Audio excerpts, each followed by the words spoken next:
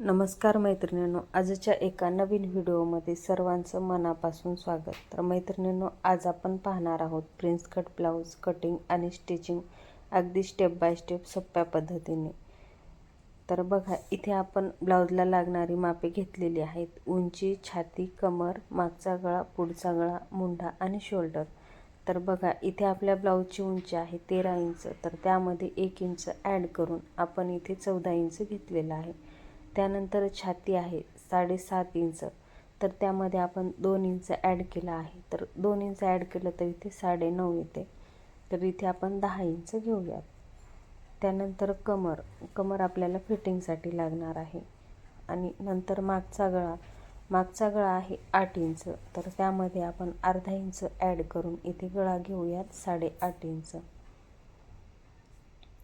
त्यानंतर पुढचा गळा आहे 5.5 इंच. त्यामध्येही अर्धा इंच ॲड करून आपण गळा घेऊयात 6 इंच.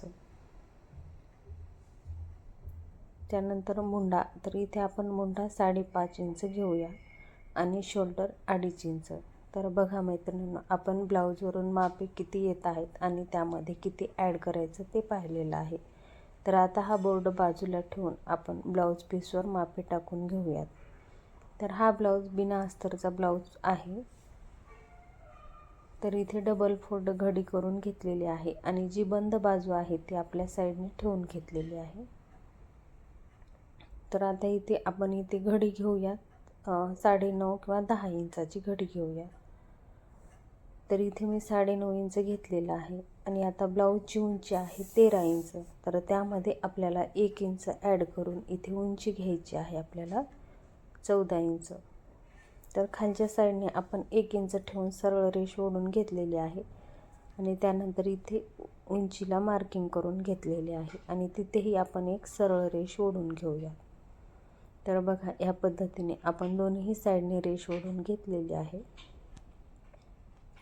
आणि आता इथे गळा घ्यायचा आहे. तर गळा घ्यायचा आहे 2.5 इंच आणि शोल्डरही घ्यायचा आहे 2.5 इंच. त्यानंतर आपल्याला मुंडा घ्यायचा आहे. तर मुंडा इथे 5.5 इंच घेतलेला आहे आणि ह्या पद्धतीने बॉक्स करून घेऊन आपण इथे मुंड्याचा आकार देऊन घेतलेला आहे. तर इथे मागच्या मुंड्याचा आकार देताना आपल्याला 1.5 इंचावर मार्किंग करून मुंड्याचा आकार देऊन घ्यायचा आहे. तर आता इथे मागच्या बाजूची पूर्ण मार्किंग करून झालेली आहे. तर आता आपण इथे कट करून घेऊयात. तर बघा, इथे मागची बाजू कट करून झालेली आहे. तर आता आपल्याला इथे समोरची बाजू तयार करायची आहे. त्यासाठी आपण हा प्रिन्स कटचा ब्लाऊज आहे. तर आपल्याला इथे समोरच्या साईडने 2 इंच एक्स्ट्रा घ्यायचा आहे. तर इथे आपण आता घडी मोठी करून घेतलेली आहे. तर इथे तुम्ही मार्किंग सुद्धा करून टाकू शकता किंवा आपण मागची जी बाजू आहे तशी ठेवून मार्किंग करून घेऊ शकता. तर बघा, इथे आपण ही घडी मोठी करून घेतलेली आहे.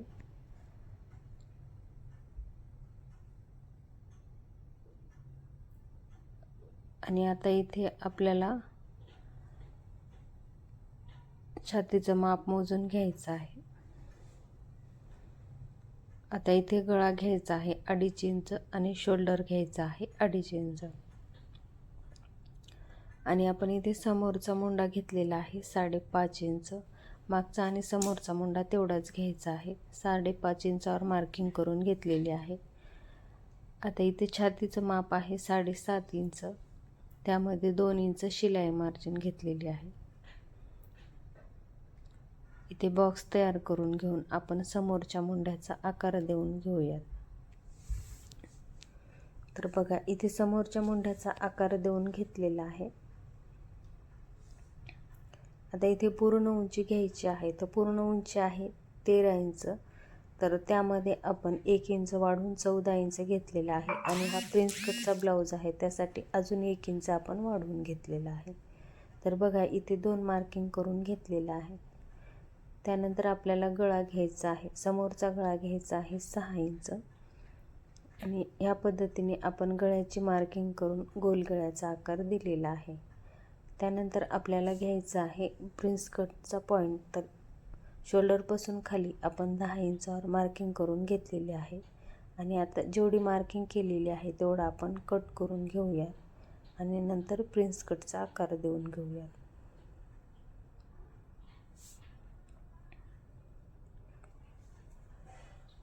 तर बघा आता इथे आपण समोरचा गळाही कट करून घेऊया.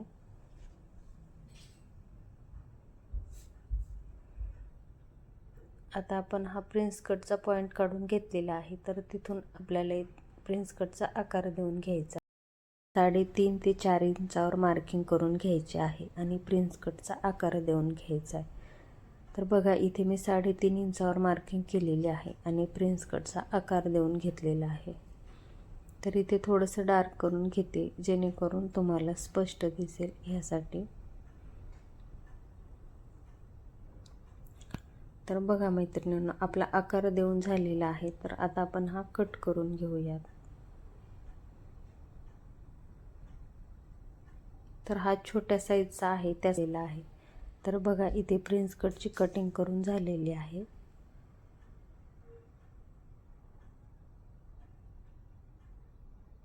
तर आता इथे बघा हा मागची बाजू आहे, तर मागच्या बाजूचा आपण गळा कट करून घेऊयात.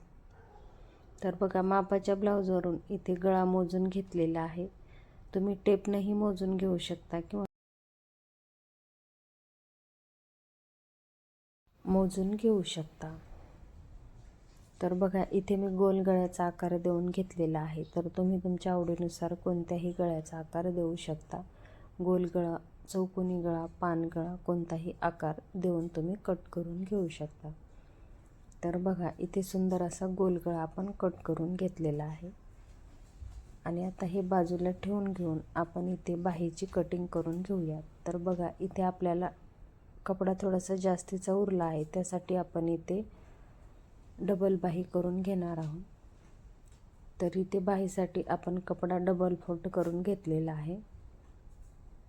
आणि तुमच्याकडे सुद्धा जास्तीचा कपडा असेल तर ही बाही नक्की करा. ह्या बाहीमुळे सुद्धा ब्लाऊजला खूप छान लुक येतो. तर बघा इथे डबल फोल्ड कपडा करून आपण इथे 4 फोल्डमध्ये आपण घडी करून घेतलेली आहे. आणि आपण जसं रेग्युलर बाहीचं माप टाकतो तसंच इथे माप टाकून घ्यायचं आहे. तर इथे बाहीची घडी घेतलेली आहे आपण 8 इंच आणि बाहीची उंची घेतलेली आहे 4 इंच. तर इथे समोरच्या साईडने आपल्याला फोल्ड केलेलं आहे, त्यामुळे समोरच्या साईडने शिलाईमध्ये जाणार नाही. फक्त आपलं थोडंसं वरच्या साईडनेच अर्धा इंच शिलाईमध्ये जाणार आहे. आणि इथे 2.5 इंचावर मार्किंग करून आपण बाहीचा आकार देऊन घेतलेला आहे.